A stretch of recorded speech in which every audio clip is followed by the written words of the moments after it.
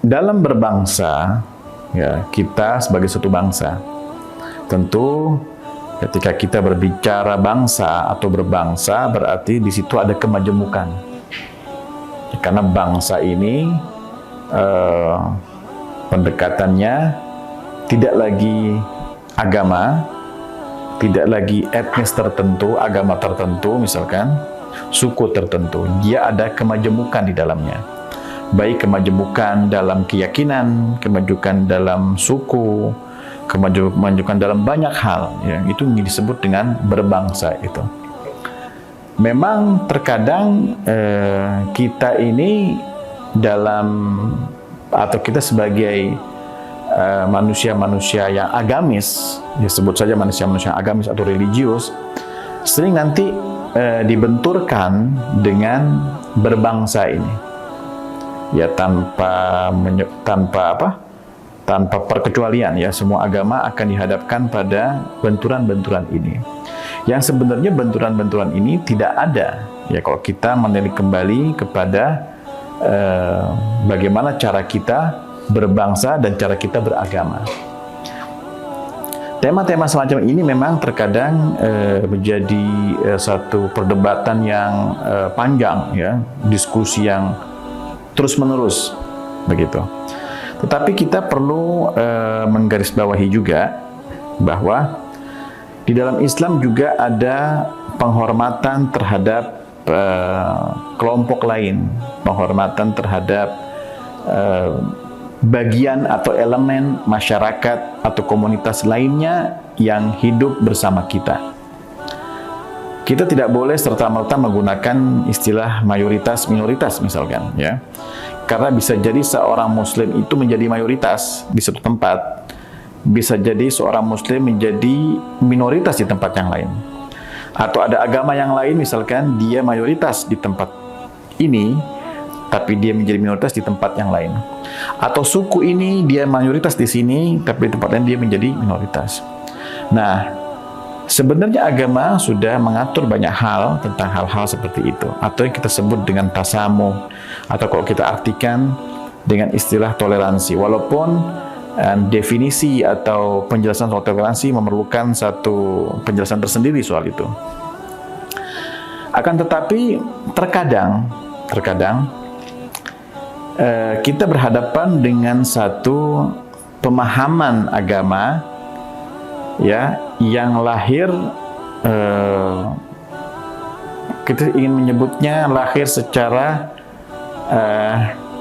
bukan pemahaman yang lahir berdasarkan pendidikan, bukan agama yang lahir berdasarkan kedewasaan atau kematangan. Penganut agama manapun, ya, akan ada problem ini di dalam internal tubuhnya. Jadi tidak semua penganut itu adalah penganut yang cerdas, sebut saja begitu, ya. Tidak semua penganut agama itu adalah penganut yang penuh dengan kedewasaan atau, ya, sebut saja dengan sesuatu yang berdasarkan batasan-batasan pengetahuan itu sendiri.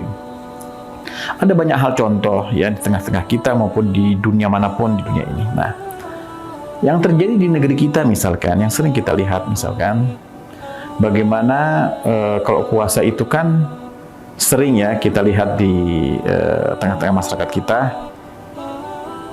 Misalkan di bulan puasa tidak boleh membuka warung makan misalkan. Tidak boleh membuka warung makan. Karena dengan alasan menghormati yang berpuasa. Ini juga satu perdebatan yang panjang sebenarnya. Saya di sini berpendapat sebenarnya tidak ada aturan di dalam Islam itu sendiri untuk tidak boleh buka rumah makan misalkan. Nggak ada. Atau misalkan perintah dari Nabi atau perintah dari Al-Quran atau contoh dari Nabi atau para sahabat atau siapapun, ya, yang misalkan melarang orang itu berbuka atau membuka warung makan misalkan di tengah-tengah masyarakat, itu sebenarnya tidak ada, ya.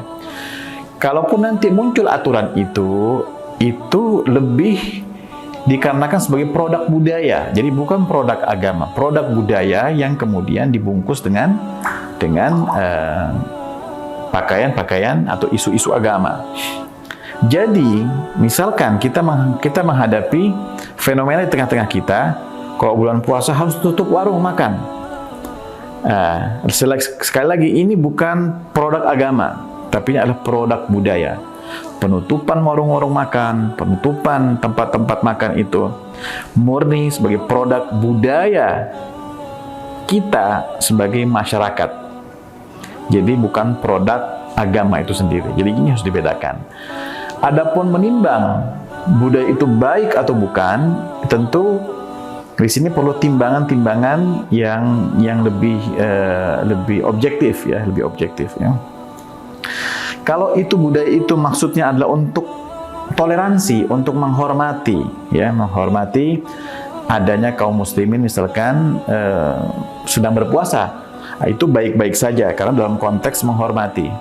Misalkan ada agama lain, misalkan penganut agama lain misalkan melakukan satu peringatan tertentu, ada melakukan ibadah tertentu, kemudian kita menghormatinya dalam bentuk-bentuk seperti ini misalkan, ya, itu salah satu hal yang positif. Harus kita artikan sebagai hal yang positif. Jadi, produk budaya ini banyak positifnya sebenarnya, positifnya.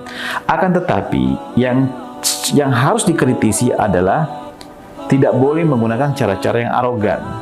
Terkadang kita merasa ini seperti harga mati. Padahal konteksnya ini kan menghormati ya. Konteksnya kan sedang bagaimana kita menghormati ada penganut tertentu sedang melaksanakan puasa misalkan. Umat Islam sedang melaksanakan puasa. Lalu kita menghormati. Karena bentuk penghormatan ini ada sesuatu yang baik, yang positif, satu hal yang layak mendapatkan apresiasi di sini, tetapi dalam prakteknya harus menghindari cara-cara yang arogan. Karena kalau kita menggunakan cara yang arogan, justru kalimat menghormatinya menjadi hilang di situ.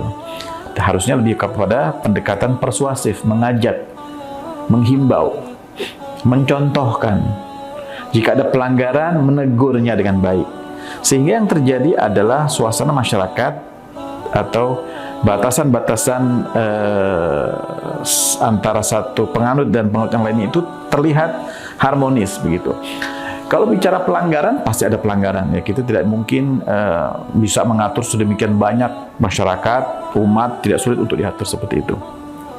Tetapi inti dari itu semua menunjukkan bahwa puasa kita di sini memang punya batasan-batasan dalam kaitannya kita berbangsa itu. Tapi memang di Indonesia ini sebenarnya sudah banyak positif yang ada di negeri kita, walaupun perlu perbaikan dalam teknis-teknis pelaksanaannya. Misalkan membangunkan orang sahur misalkan. Ya, ada namanya di kita budaya membangunkan orang sahur. Mungkin hanya di Indonesia, saya tidak tahu di negeri lain.